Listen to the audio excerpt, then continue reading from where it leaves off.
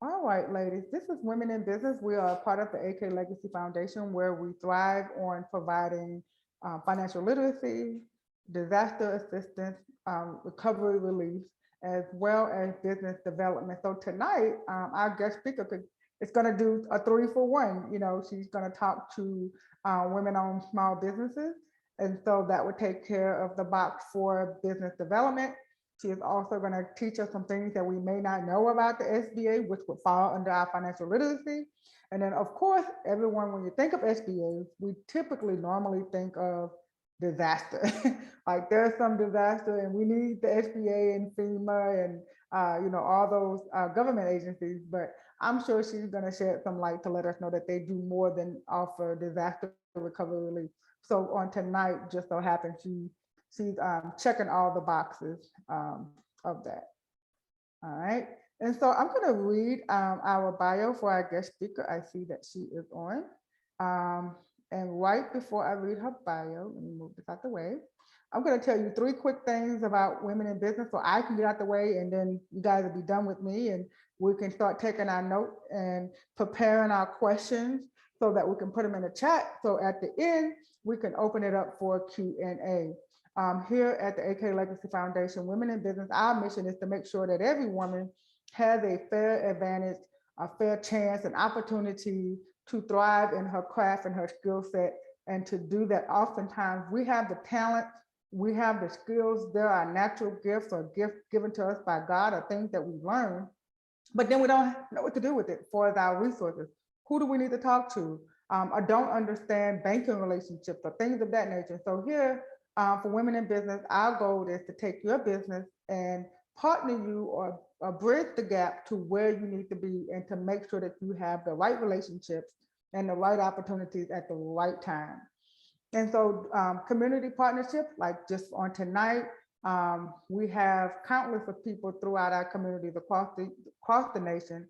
And I don't want to get into name calling, but I am going to spotlight Ms. Joanne Lawrence on tonight because she was so gracious and so kind to set aside her busy schedule. I've seen her like in 3 events this week. She didn't see me in all of them, but I've been on 3 events with her in the last 7 days. And it's like, that lady is everywhere.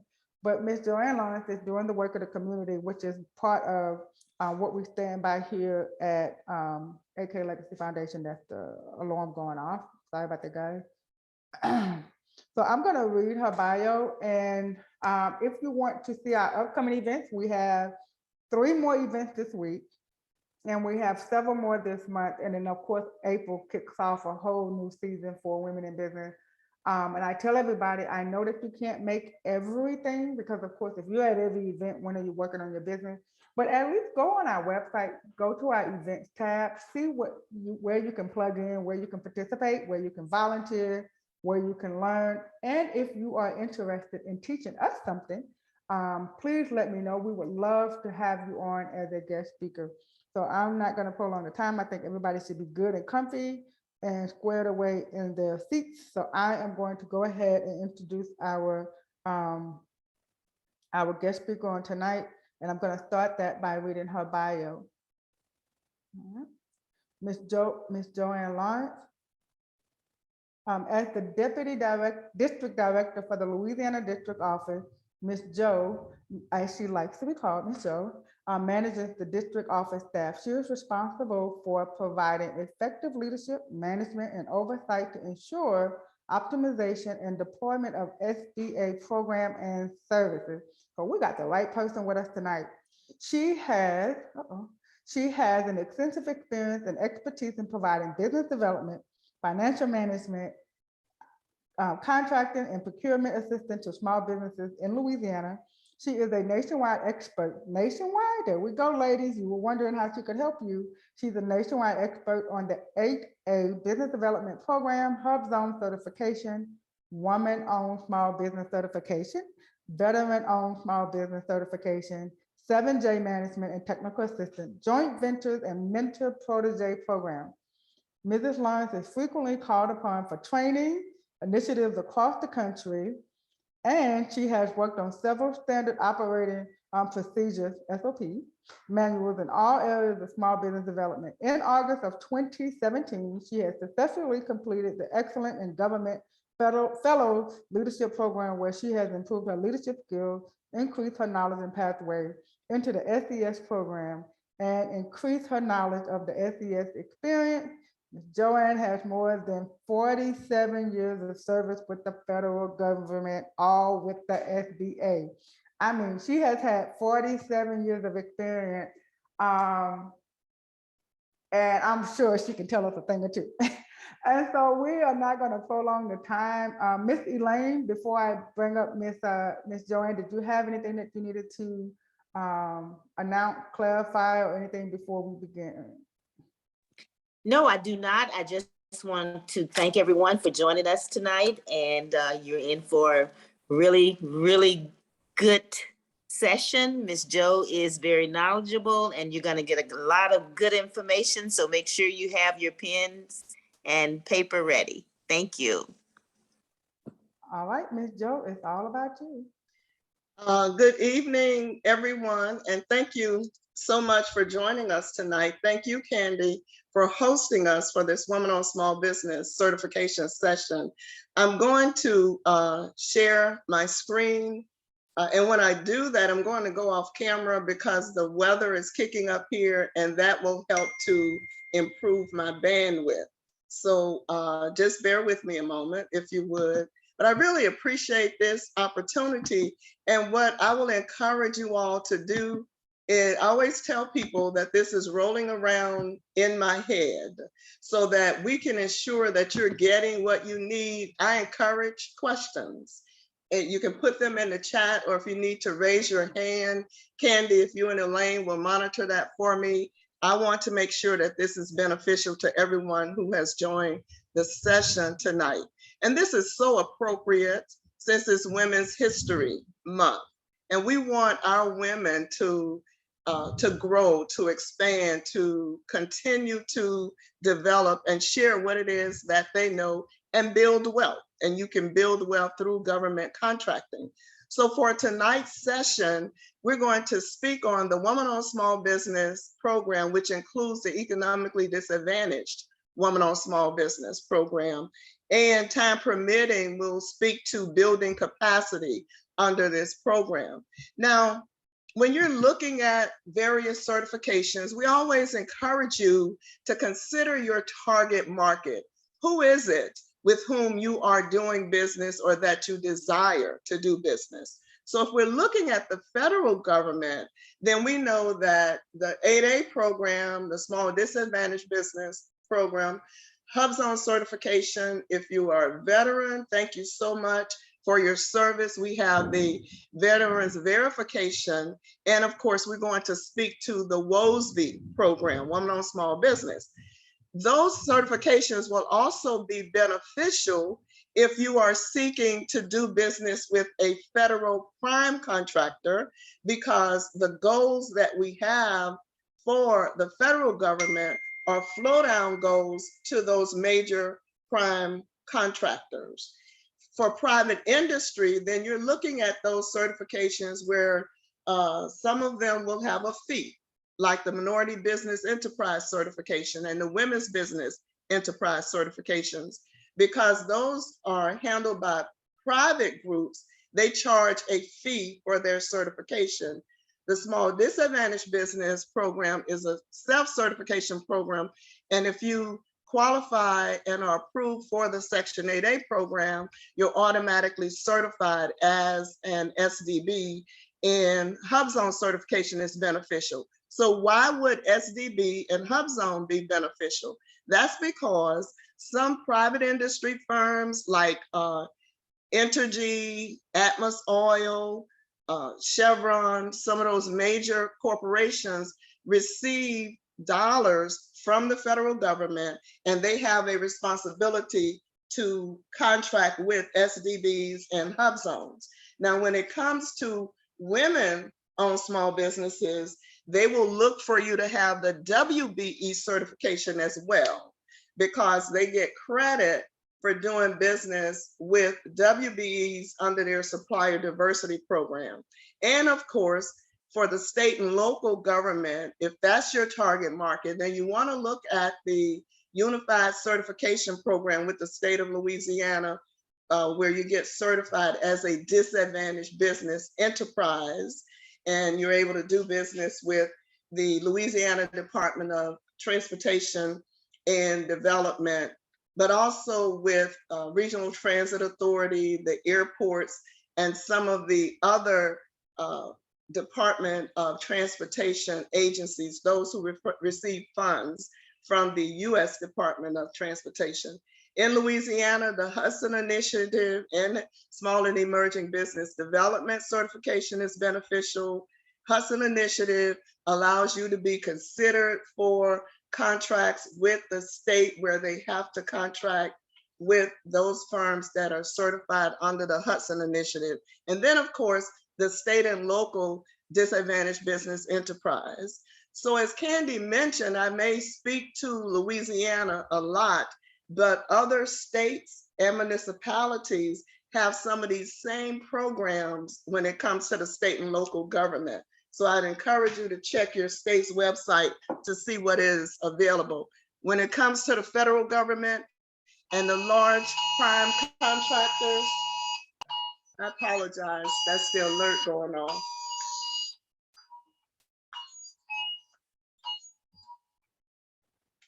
Wow, that's loud. Okay, I apologize. But the federal government and the large federal prime contractors will be nationwide. It's not just limited to Louisiana. These are the goals. That's why you would want to get certified. 5% for SDB, which includes 8A, 3% for service disabled veteran-owned small business, 5% for women, and 3% for the Hub Zone program. We did not meet our goal for women-owned small businesses in 2020, nor did we meet that goal in 2019 on a national level. We're still waiting for the numbers for fiscal year 2021. And even though the Hub Zone program has been around since 1997, we have yet to meet that 3% goal. So the federal certifications, you're getting them will help us in achieving those goals. As we look at this Woesby program, we want you to be able to take advantage of the annual prime contracting goals, that 5% of the $500 billion that the government sets aside, or rather that the government spends annually. We want this program to assist you in building capacity, but also growing beyond where you are and being able to retain and hire additional employees. And also this certification will give you access to those contracts that the federal government set aside for Woesby and Ed Woesby contracting. There were significant changes that went into effect in 2020. The most significant change is that to participate in the federal government's Woesby program, you must be certified by SBA. So that self-certification for the Woesby program on the federal government side is no longer available to you if you want to participate in the federal government's federal contracting program. That went into effect on October 15, 2020. So anyone desiring to bid on any federal contracts that have been set aside for Woesby and Ed Woesby, to be eligible for the award, you must have SBA's formal certification. And let me add that some additional NAICS codes have been approved, where rather some updated NAICS codes have been approved, and they have been posted in the Federal Register. So what I can do after this session, because I only became aware of that yesterday, is to send that link to Candy, and she can share that with those of you who have registered for this session. Also, with those changes that went into effect regarding self-certification, the formal certification rather, we updated the certification website. So you must now apply for certification at beta.certify.sba.gov. That's the formal site for you to apply for certification. We are working with SAM to have your approval placed on your SAM profile. However, we've already started to include those firms that have been certified. We are including their certification on their Dynamic Small Business Search page, their Dynamic Small Business Search profile page, rather. And Dynamic Small Business Search, or DSBS, is SBA's database of small businesses. So just know that in order to apply for any of the federal government certification programs, you must be registered in SAM. That's going to be your first step, and have that active registration. This is what the landing page looks like at beta.certify.sba.gov. What you'll notice is that there are some updated checklists there that provide you some guidance on the documents you need to submit to with your application. You will be able to verify your eligibility by clicking the Am I Eligible button. There are some frequently asked questions on this page, the FAQs, that you'll be able to access to answer questions. But just know that we in the Louisiana District Office are always available to you to assist you in responding to your questions.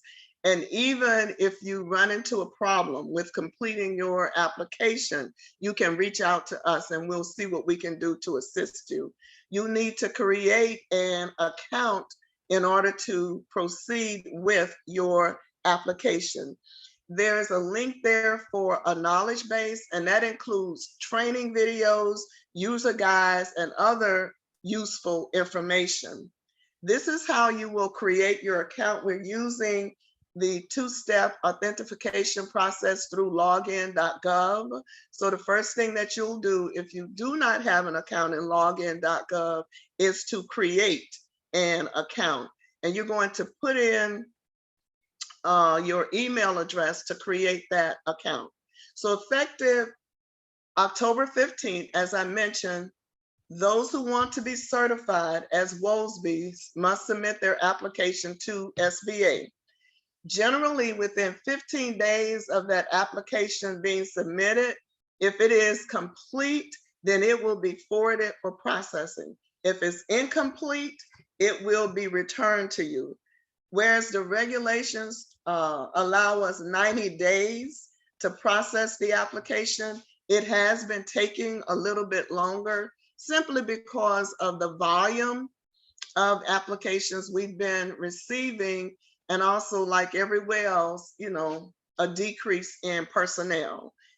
If there's additional information that is requested from you for clarification, then a program analyst will reach out to you to get that information from you. So we ask you to monitor your email and just make sure that when you're setting up your account, you're including your most current email to which you have ready access. If you are accepted for processing, you will receive a formal letter from SBA either notifying you that you have been approved or notifying you that you have been declined. If you are declined, you can reapply in 90 days after you've corrected the initial issues that cause your application to be declined. We do have applicants who will use one of the third-party certifiers like the Women's Business Enterprise Council or WeBank. Just know that if you use one of those third-party certifiers, they're going to charge you for joining their organization. That is not a fee for SBA certification because there's no fee for the certification, but those organizations will charge you for joining their organization. But you can do this on your own. Now, if you see value in joining the Women's Business Enterprise Council to get that WBE certification because you want to do business with private industry, then that's your choice to do so. And they can go on and complete reviewing your Woesby application. Now, even though they may complete processing your application or reviewing it and make a determination that you meet the eligibility criteria and give you that letter, you are still required to upload that certification into beta.certify.sba.gov and complete the formal application process for Woesby certification. That's the only way your profile in Dynamic Small Business Search will be updated. As you prepare to complete your application, we encourage you to use this Prepare tab, because that's going to allow you to take a look at the information that's required of you and basically assemble your documents so you can complete the application as online and make sure that it's complete. This is just a screenshot of the knowledge base, and this gives you a link to the training guides and videos that are available to you. These are the top 3 areas that we want to remind you. As I mentioned, you have to have an active registration in SAM. If you need to update your SAM profile, please do it at least 48 to 72 hours before you're ready to begin completing your Woesby application, or even if you were going to apply for 8A or HubZone. Because if you do it within 48 hours or 72 hours of completing your application, you may get a result that the system cannot find your profile. And that's because it's in the update mode. The designated owner, the designated woman owner, must initiate the application. We've had applications that were declined because the husband completed the application. So that raises a question as to whether or not the woman is actually in charge of the business. So the designated woman owner needs to initiate and complete the application. And we encourage you to review the list of required documents that are on the Prepare tab. This is the process. You submit the application. Your dashboard will be updated. Now, we get calls from applicants asking us to check the status of their application. We do not have access to that information. However, on your dashboard, as your application moves through the process, you'll be able to see where you are. Within 15 days, as I mentioned, you will be notified if it's complete by one of the SBA representatives. So that's why I encourage you to monitor your email, and then we'll make a determination as quickly as we can. So bigger view of that process, starting with SAM, and then after that, you'll complete your application. It will be screened. You need to make sure that your documents are submitted in the proper format and that they are legible. So for instance, if you are requested to provide a copy of your driver's license front and back, then you need to make sure that it's legible, that the analyst can review what it is that you are submitting. Sometimes scanned documents are uploaded and there's like a lot of graying out on there, and you can't read all of the language that's on there. Those are invalid, or it will cause your application to be considered incomplete. The analyst will review it, and then it goes to the director for the final decision. Just know you'll get something in writing.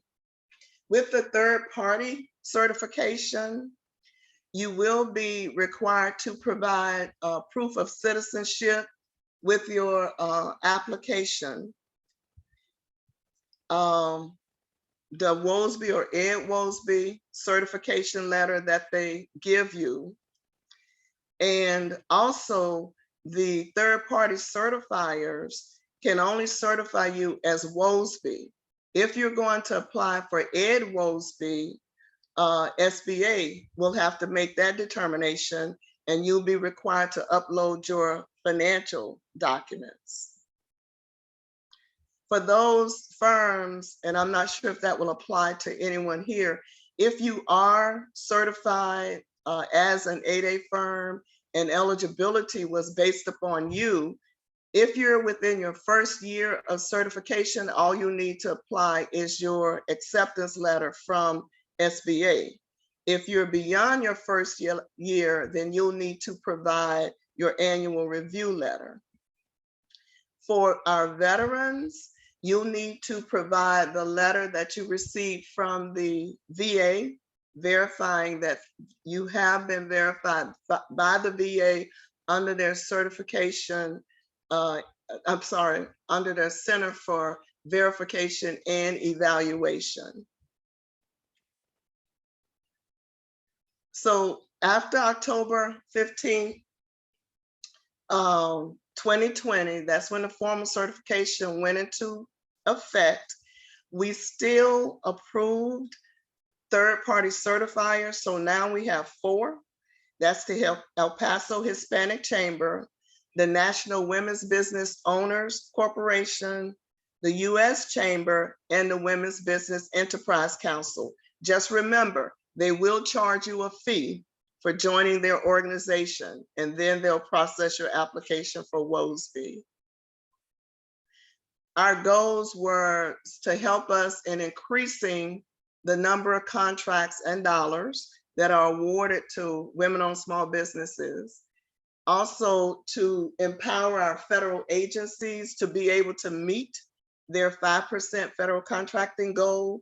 So even though nationwide, we have not met that goal, historically in Louisiana, we have met and exceeded that goal. This system provides a transparent and centralized free certification system so that you don't have to pay for it. Also, the contracting officers will be able to check Dynamic Small Business Search to verify whether or not you are certified. Prior to that, the contracting officers had to review all the documents that had been uploaded into that self-certification database. So I've talked about Woesby and Ed Woesby. What I want you to remember is that Ed Woesby is a component of Woesby. So if you are certified as Ed Woesby, you're automatically certified as Woesby, and you would be able to bid on both contracts, those set aside for Woesby and those set aside for Ed Woesby. However, if you only meet the criteria for Woesby, you can only bid on those contracts that are set aside for the Woesby program.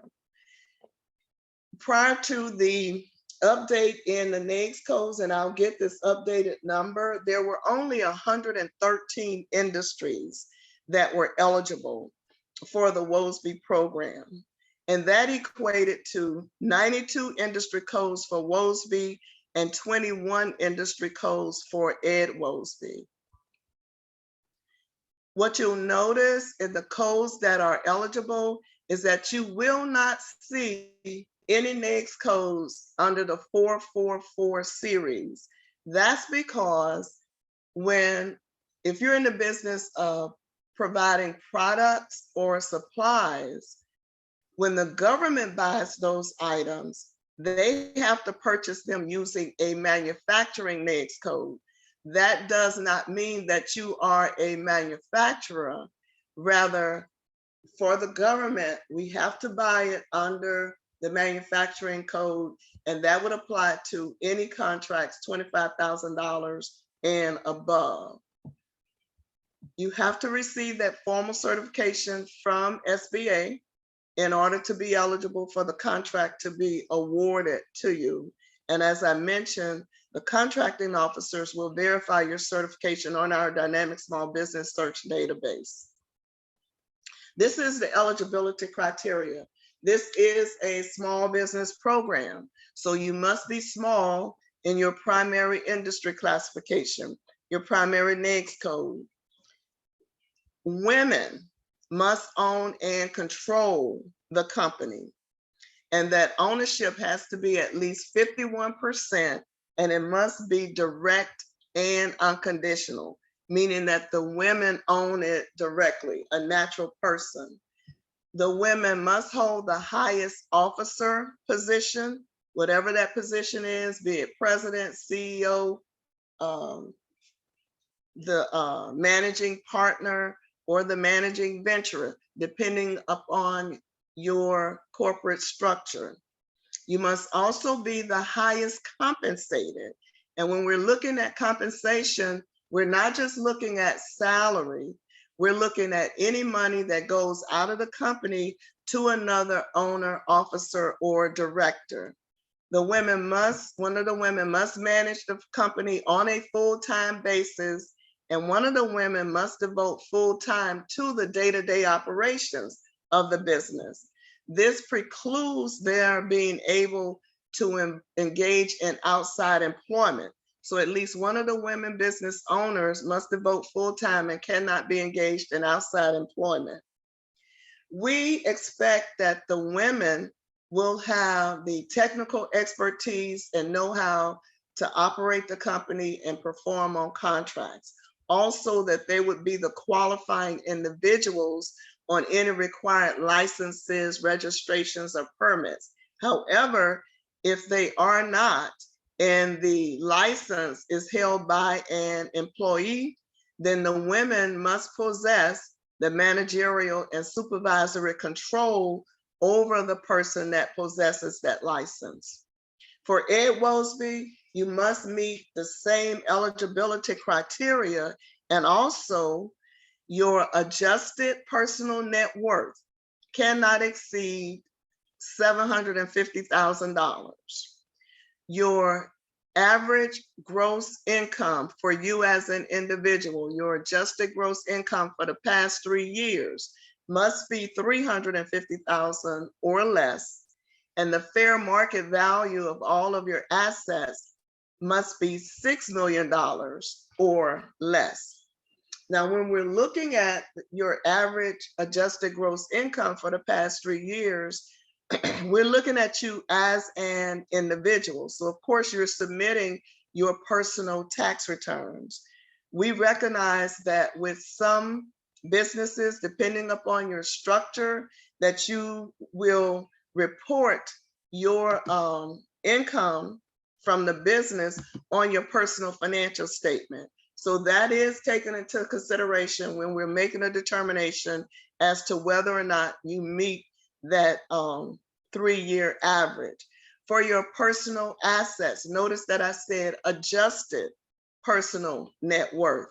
You're required to include all of your personal assets and liabilities, including the value of your ownership in the company.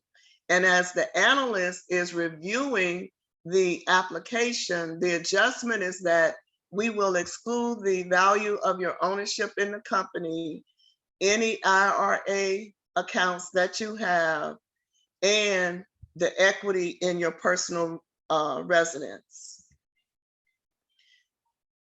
If you're married, we may consider your spouse's financial situation, especially if they have an active role in the company, like if they're an owner or an officer or an employee or a director, or if you've had to rely upon them for some financial support, like they've loaned money to the company, or you're relying upon their credit, they provided credit or guaranteed loans on behalf of the company, or other financial support. So with that, you may be required to submit a personal financial statement for your spouse.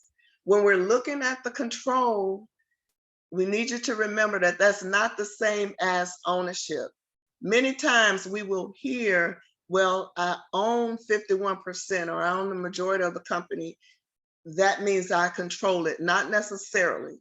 So when we're looking at control, we're looking at who's calling the shots, who's setting the strategic policy. If you're a corporation, who controls the board of directors? If you are an LLC, who's the managing member? Who's in charge of the day-to-day management and administration of the company? And we also look at those other factors, like if a male is providing critical financial support, or if you're in construction, if they are providing the bonding support.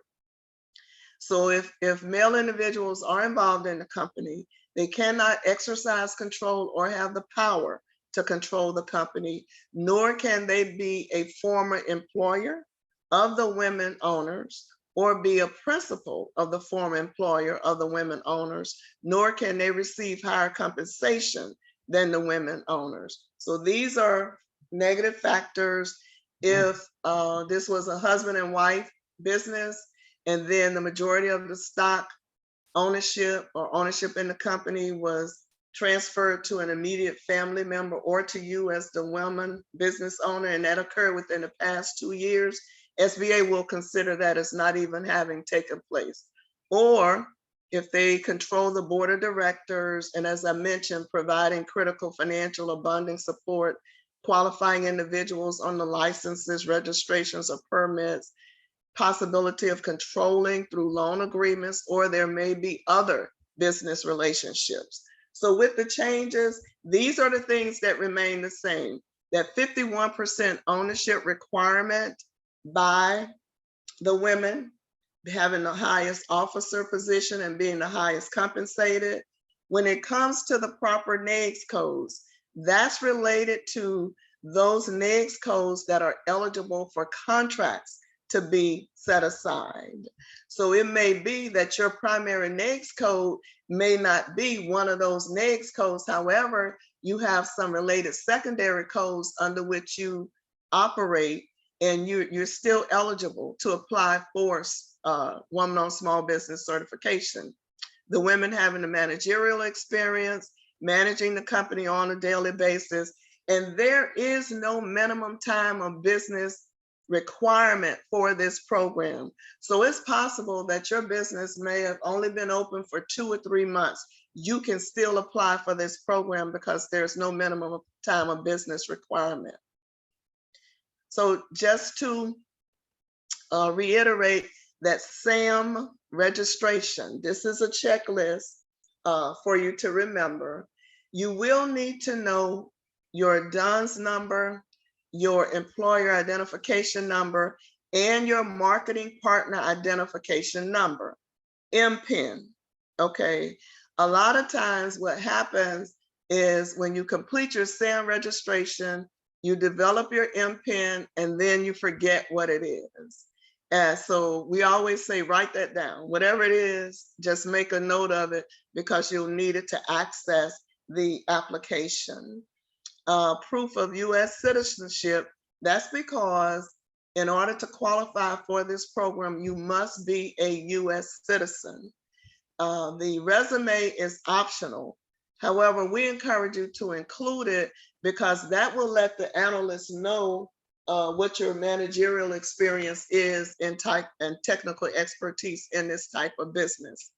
If you are a corporation, you will be required to provide your articles of incorporation, copies of your stock certificates, the back and the front, your stock ledger indicating when the stock was issued and to whom it was issued, and the number of shares, and your corporate bylaws, as well as any amendments to those bylaws.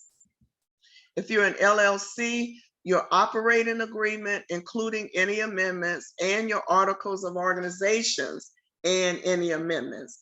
Now in Louisiana, you're not required to have an operating agreement. However, for purposes of any of the federal government certifications, you will need to provide an operating agreement because that tells us who controls the company.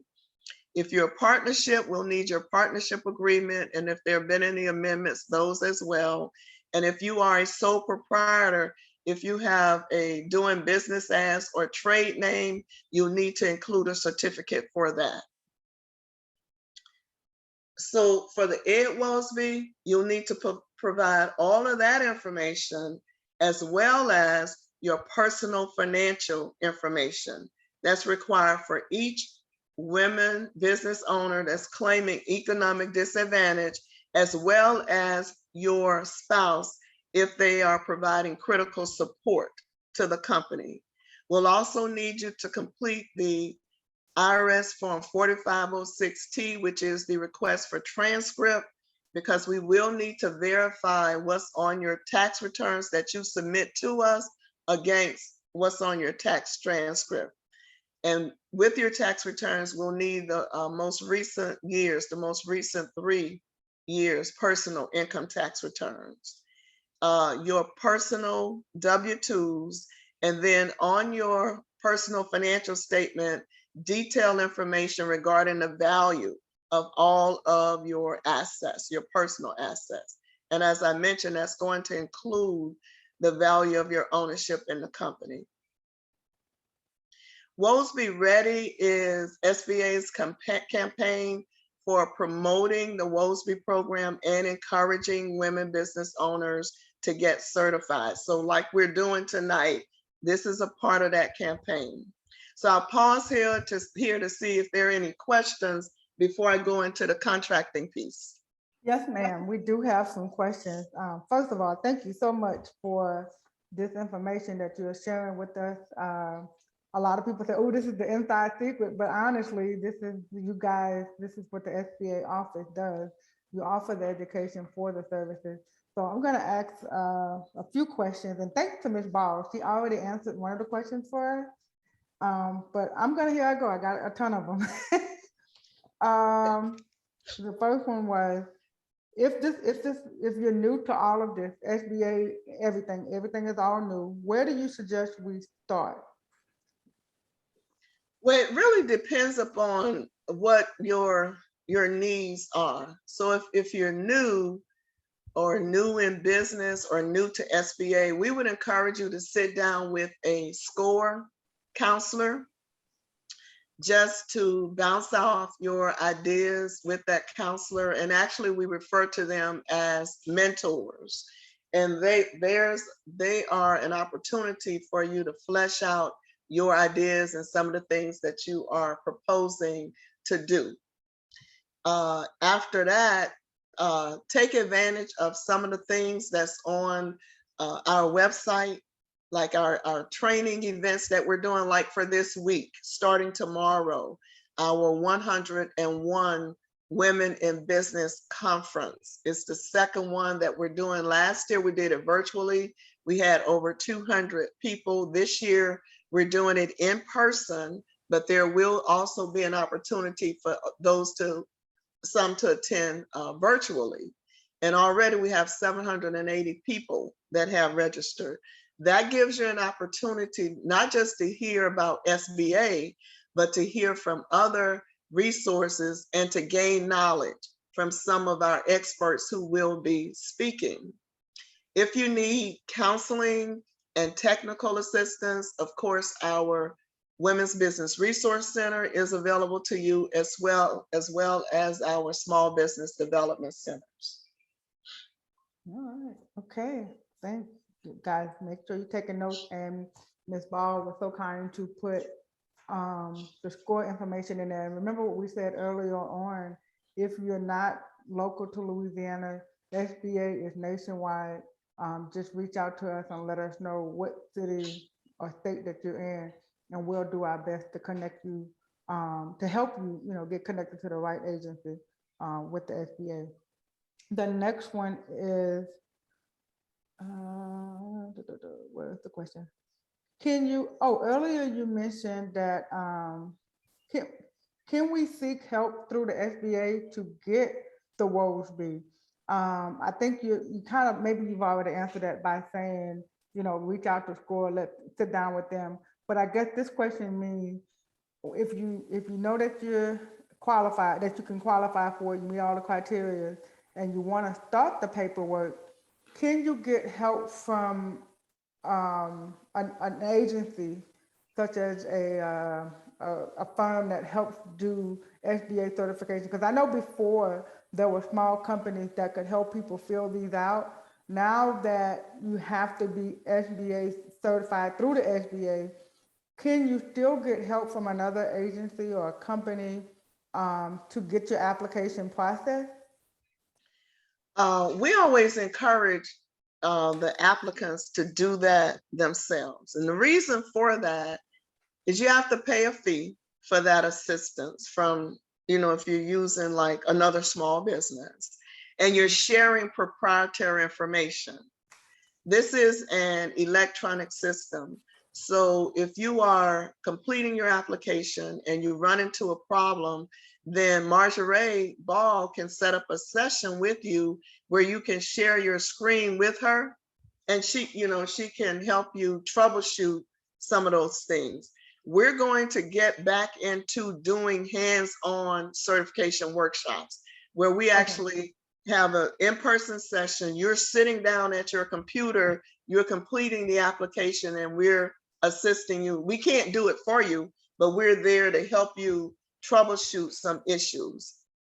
Okay, great. I am going to make sure I take a picture of that, which he just put, because I think that was leading to the question, like the person is sitting at the computer, they're answering the questions, and then something comes across the screen and it's total Greek to them, and then now they have a roadblock. And so that is most helpful. Ladies, if any of you have a question that you would like to unmute and ask, please let me know. Let me go through the chat. There was one other question that was in here. I know Ms. Ball answered one of them. Hold on. The other question. Thank you, Marjorie. Let's see. Oh, I think you answered it. The other person wanted to know about the qualification. So she said, if you need assistance with the SAM registration, also please feel free. And then Ms. Bailey, she has also put the calendar to say to go to the calendar of events to register for all the upcoming sessions. So I think we're good for now. Ms. Joe, you can go ahead into the next session. If we get any more questions, I'll be sure to write them down. Okay, all right, thank you.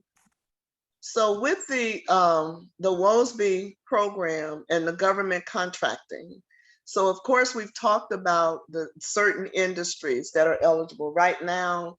Well, 113 industry codes, okay, but that will equate to 344 NAICS codes, all right. With those, the 113 for Woesby, 92 for Ed Woesby. The rule of two means that in order for a contracting officer to set the contract aside and restrict the competition to the Woesby or Ed Woesby program, there must be at least 2 women-owned small businesses who could be reasonably expected to submit an offer.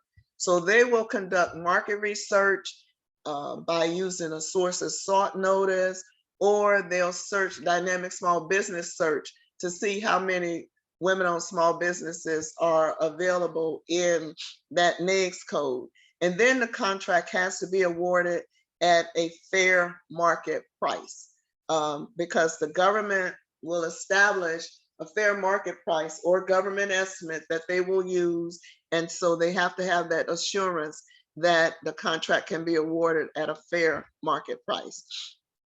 I mentioned already that you will not see NAICS codes in 4.4, but also for 4.2 and 4.5, because those sectors include retailers and wholesalers. And as I mentioned, the government has to purchase the contract using a manufacturing NAICS code. So if you are in the business, retail or wholesaling, and you're completing your SAM profile, yes, go on and enter your 4.2, 4.4, and 4.5 NAICS industries, but also include the manufacturing industry on your NAICS profile. That way, if a contracting officer is searching and they're using one of the NAICS codes that begin with a 3, then they will get some results. But if you only put in that 4.2, 4.4, and 4.5, you won't come up in a search. So for the contracts to be set aside, as I mentioned, it has to fall under an eligible NAICS code, has to be awarded at a fair and reasonable price, The contract value cannot exceed 7 million for manufacturing or 4.5 million for services, construction, and supplies. And in order to do it as a sole source, there has to be only one Woesby or Ed Woesby that's been certified that can perform the contract. That's where the market research comes in, where the contracting officer is searching dynamic small business search or issuing a sources sought notice, seeing how many responses he or she will get. And they'll use that to determine if they can do a sole source award. And this is just the criteria for that. Basically, the contracting officer has to determine there's nobody else that can do this work in order to do a sole source Woesby contract. This is a duplicate. I'm not sure why that's in there. So for some contracting tips, for a sole source contract, you have to be certified to compete for a Woesby set aside contract. SBA must have accepted your application for processing. And then if it turns out that you are the successful offerer, the contracting officer can notify us and we can expedite the review of your application. This is a screenshot of the dynamic small business search page for a woman-owned small business. So notice it asks woman-owned small business certified, it says yes, and it's given the date for the certification. For the economically disadvantaged woman-owned small business, it says Ed Woesby certified, no. Ed Woesby pending, yes. If you see pending in either Ed Woesby pending or Woesby pending, that means that you've submitted your application and SBA has accepted it for processing. And if there is a contract that's posted, a solicitation that's posted, you can go on and bid on it if it's competitive, Woesby or Ed Woesby. And if you're a successful offerer, SBA can expedite processing of your application, but only if you've submitted an offer and it looks like you're going to be awarded that contract. You will be required to submit or make an annual representation or certification, and that must be submitted within 30 days of the anniversary date. Now, we're still working on this process for the system to automatically generate that request to you, but just know that once all of that is put in place, you will have to annually certify that you continue to meet the eligibility criteria for the Woesby program. Every 3 years, you will go through a program exam, which means that SBA is going to do a more involved and in-depth review of your certification, and we may have to conduct a site visit. If we do, the site visit will be unannounced. And as with your formal certification, our determination of the program exam and annual representation will be made in writing. You'll get a letter from us. This is the link, once it's set up, for you to submit your annual update. And we've just covered this regarding your recertification and your annual representation.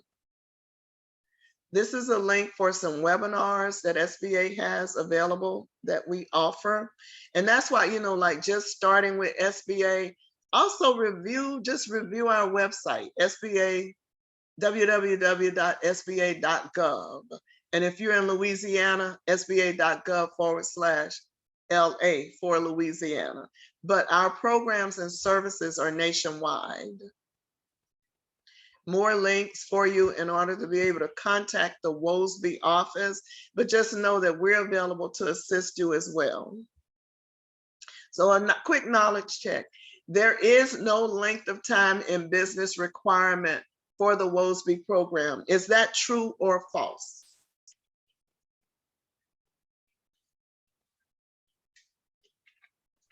Did we get any answers? in the I know, chat? I gotta put the answers in the chat, y'all. All right, there you go. We need to make sure y'all didn't fall asleep on us. And I do have a couple of questions too, whenever you're ready. Okay, I'm ready. When you mentioned doing site visit, do that also include review of bookkeeping records? No, our site visit, when we come out, because the bookkeeping records will be reviewed by headquarters. Our site visit, if we're required to do one, is to verify that you are who you say you are, where you say you are, and then we're looking to see who will respond to the questions that we ask. Oh, cool. Ooh, that's right. I love it, love it. Checks and balance. All right, the next one is for women owned, to be woman owned certified, can you partner with another company to get the work done? This may be more so for project versus, but I'm gonna just ask the question. Okay. So if you are certified as a woman-owned small business, okay, and you bid on a woman-owned small business contract, because that is a small business contract, there will be certain performance requirements that you'll have. So if you're in the service industry, you're going to have to perform 50% of that contract with your own employees. That means that you would be able to subcontract out 50%. If you're in construction and it's general construction or heavy, you would need to perform at least 15% of the total contract. And if you're in special trade construction, like painting or roofing or carpentry, you would need to perform at least 25% of that contract with your own employees. So those are the performance requirements. If you need to build capacity to go after a contract and you want to form a joint venture, your joint venture partner must be another small business. You, as the woman-owned small business, would have to perform at least 40% of the work that the joint venture entity is performing. I hope that's helpful. That's perfect. That was, you clarified. I get to get that question a lot. Oh, okay, After- yeah. I after mean, it 47 years happens. of it, Yeah. Yeah. So is this true or false? There's no length of time and business requirement for a Woesby program. What they put in there? Everybody put true. That's true. That's true. Y'all, very good. To be eligible for certification in the Woesby program, the Woesby must be in one of the eligible NAICS codes. Is that true or false?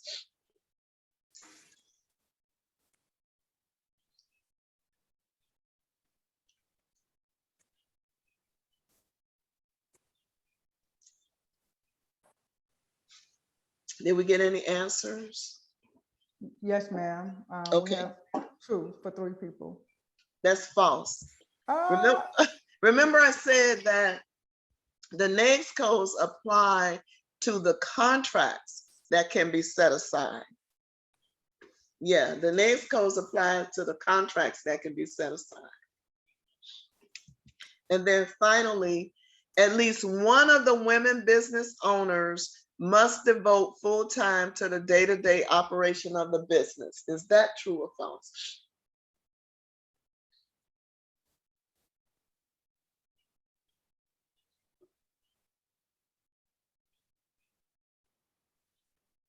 all right, we got, let's see, 1, 2. All right, we got 4 people posted true.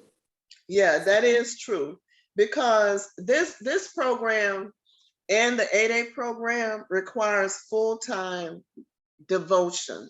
So during normal business hours, you cannot have another job and be certified in this program. Okay, so I just wanted. Wait, Ms. Joanne, clarify Yes. something really quick. So if somebody Okay. is working 8 to 5 in the business, and they got a night job from 7 to 12. Could they do that? Yes, yes. Okay. Because when I say normal business hours, we're talking about normal business hours of businesses in that industry. So if they're there 8 to 5, that's fine. They got a night job, that's fine. So and I know our time is we're beyond an hour, but just so everyone can see how they get started with this application process, when you go to the beta.certified.sba.gov. If you do not have an account, as I mentioned earlier, on that get started link, you will click create an account. Of course, if you already have an account, then you would just simply log in. But remember, to create your account, you're going to need your DUNS number, your marketing partner identification number when we get to the application, and also, what did I leave out? The EIN, the employee identification number. And please get an EIN from IRS. Please don't use your social, okay? Right. Then you're going to select how you want to authenticate your setting up your account. So for this example, it shows backup codes that would be sent to you. You would click continue.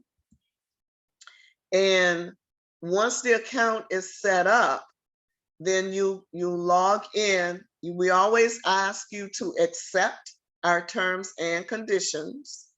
This is a federal system. And you have to claim your business. So that's why we ask you not to make any changes to your SAM profile, because sometimes you'll get a result that your business was not found. So to claim your business, then you're going to put in the DUNS, the EIN, and the marketing partner identification number. And then when your business comes up, you would click claim after it shows up. This is the page for the user guide, so that if you wanted to take a look at something, or you were having a problem, or you're not able, you choose not to set up an appointment with Marjorie, the user guide is always there for you. Okay. Now, this is an area where people get stuck. Okay, I've completed everything. Everything is green, but my application is not submitted. That's because you have not completed the attestation and submission portion of it. So this text section tells you exactly how to do that. This is in the user guide. So you'll go back to your overview page. You'll click the individual contributors link. Then you'll go to the invitee section, click the next button, read and complete the declaration form by selecting each checkbox, and then click attest and submit. So that's a section, that's a step that some people like get in a loop and say, I don't know what to do. I've done everything. And that's usually what they haven't done.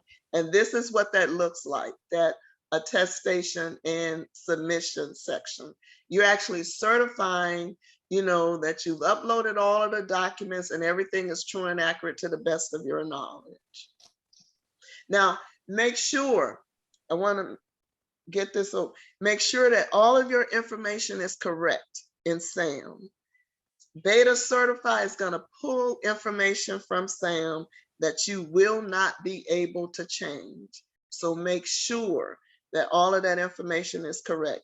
And then you'll click attest and submit, and your application is on its way.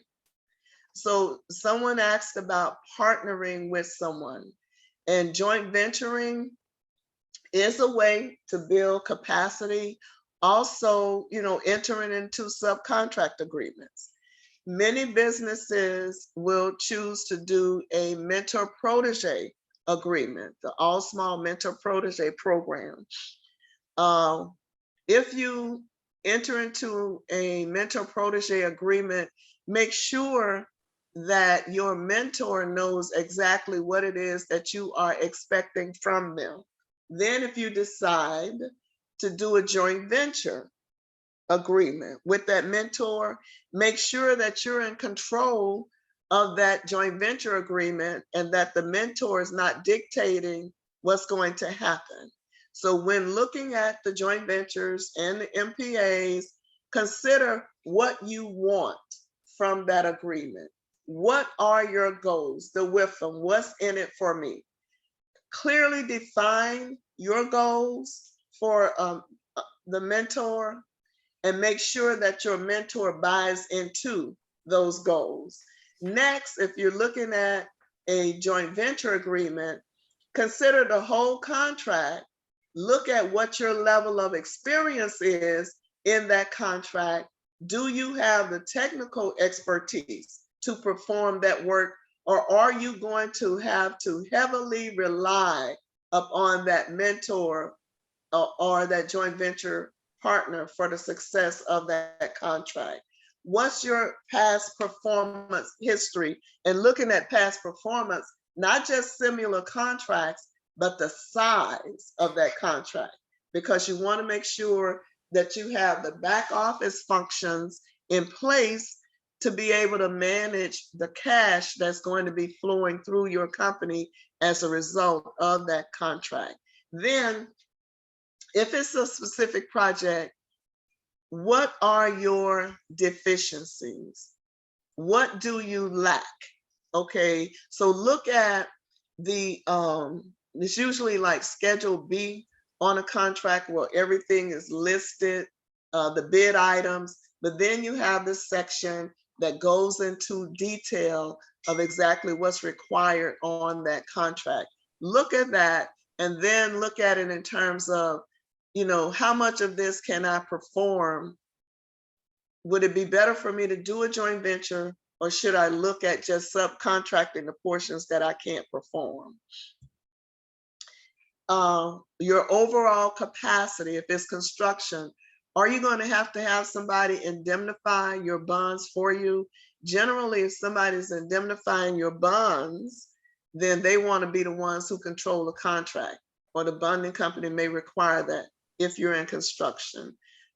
Financing, do you have a line of credit, or do you have sufficient cash in the company to be able to carry the contract for maybe 60 to 90 days until you get your first draw? Not saying that it's going to take that long for the government to pay you, but sometimes circumstances may cause a delay in your getting payment. Is this your niche? You know, is this where your primary level of technical expertise is? And we talk about technical expertise, we're talking about being able to perform the primary functions of the contract. For equipment, will you need to lease equipment? Do you have it? Are you going to choose to buy it? And if you need to have facilities available, do you have those? In that joint venture agreement, make sure that it's fair and equitable to you, that you're going to get something out of the deal. What's going to be the takeaway other than the fact that you performed on this contract? What's going to be that primary benefit to you? Will you build up your cash reserves? Are you going to learn some new techniques in performing on contracts or that type of work? Will you have people being trained by your joint venture partner? So when we looking at benefits, you want to make sure that you have something substantive that you're going to take away. And also, what resources are you bringing? And will you be able to gain new resources as a result of performing on that contract? You identify the partner. It should not be someone that's pursuing you because this is a small business set aside or it's a Woesby set aside. Look at who it is with whom you're going to be doing business and develop that relationship. Or is it a relationship that's only going to last for purposes of this contract? Discuss your goals with that partner and make sure that they have buy-in. you have buy-in from them. So this is getting into the joint venture, a lot of details on that. So I'll stop here and just see if there are any questions or comments. All right, well, of course, there's comments. Thank you. I mean, that's like first and foremost.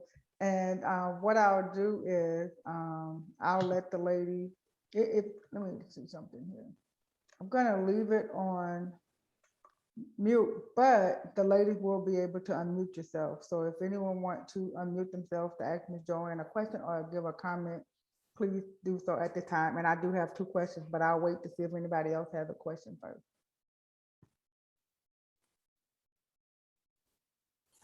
All right, well, all right. It says, I think you answered that when you kind of talked about the subcontracting, so I don't have to ask that again. And the other one was for Ms. Marjorie, are the appointments, or either you, Ms. Joanne, are they getting assistance? Is it virtual, phone call, or in office? Oh, we can't have visitors yet in our office, so it will be virtual. She'll set up a Zoom session. But when we do, when we do the in-person sessions, of course, he will be right there with you. But for right now, we can't have anybody in the office. Okay. All right. Let me see. Maybe I don't know if I gave everybody a chance to unmute themselves. Let's see. Okay, everybody, you do have permission to unmute yourself if you want to ask a question. Really quick, I'm gonna let Ms. Joanne give us any final words, closing remarks. I do want to remind everyone that to visit our website, aklegacyfoundation.org/women in business, to go straight to the Women in Business tab. If you want to see some of our upcoming events, just go to events. We have upcoming really quick. We have tomorrow I will be partnering with the Power of Fidelity, and I will be teaching on time management. I'll be taking notes as I teach on time management. But when we also have Crown Me Foundation is doing a empowerment session where they're going to be talking about different resources. We also have Ms. Courtney Elsie. She's one of our VIP members. She's going to be doing a workshop upcoming pretty soon. So stay plugged in so you can get that information as well. Just go to the website, see what all we have. April has several events, and so we really appreciate you all coming out. And remember, the AK Legacy Foundation is a registered 501c3 organization, and we thrive on financial literacy and educating women and making sure that we're empowered. And so this has been like a perfect marriage. Funding, resources, money, this is kind of where we fall short. We know the statistics say we earn 80 cents to every dollar that the man earns. So this could be a way, ladies, where we can level that, and I really like what you said when this is set up to where the men aren't deciding, because let's keep it real. I've seen the situations where people have put the woman in the place to get the certification, but she still didn't have a voice. So I really like the site visits when you come out. Who's gonna answer these questions? I like that. Yeah. So I'll save this in PDF and send it to you so you can send it to those who registered, just in case they wanted to look back and refer to anything. Yeah, yes, I'll do and that. that's what we'll do. We'll send the replay along with the PDF, and we'll definitely send the contact information that you and Ms. Marjorie included earlier. And ladies, take full advantage. This kind of eliminates any excuses we've had. Ms. Joanne just kind of knocked it out the park. Ms. Marjorie said, "Hey, here's my number." So we don't really have any excuses. So thank you both. Thank you, and Miss Elaine. Thank you too for making sure that everything got connected. And I just want to thank all the members of Women in Business. And I want to thank our VIP members and all our visitors and friends that are watching now and those that are going to be watching the replay. So thank you very much. Okay, well, thank you. And just, if you all have time, join us at Suno tomorrow, Thursday, and Friday. It's a free event. Okay. And I put the link in there. You can go on and on the website, take a look at the agenda, the digital agenda, take a look at the speakers, And we're really blessed and fortunate to have our regional administrator who's going to be there, and he is going to, oh, go ahead. She says she's registered. Cassandra, look, Cassandra be on it. We call her the link queen. If it's a link, if it's a social media post, we just don't even worry about it. We just call Cassandra. Hey, Cassandra, what was that link? Yeah. And also our assistant administrator for the Office of Women's Business Ownership, Miss Natalie Cofield, will be our keynote speaker for lunch on Thursday. And our regional administrator will be the keynote speaker for the dinner. The dinner is the only thing where there's a fee for that, but everything else is free. So come out and take advantage of that valuable knowledge that the women will be sharing. Well, thank you. And ladies, don't let this just be a nice little Zoom we got on. Let's take this information, let's apply it. And if you get stuck or have any challenges, these ladies have already offered their services. So thank you so much. Okay, guys. Y'all Thanks. stay safe. All right. Okay. Good night, guys. Thanks Good for the night. opportunity. Oh, no problem. Thank you. And y'all All stay right. safe out there. Stay safe. Okay. Our lights have dimmed a little bit, so I hope this thing move on over. Yes, ma'am. Thank you so much. All right. Okay. Good night, Bye-bye. guys. Good night, Bye. everybody.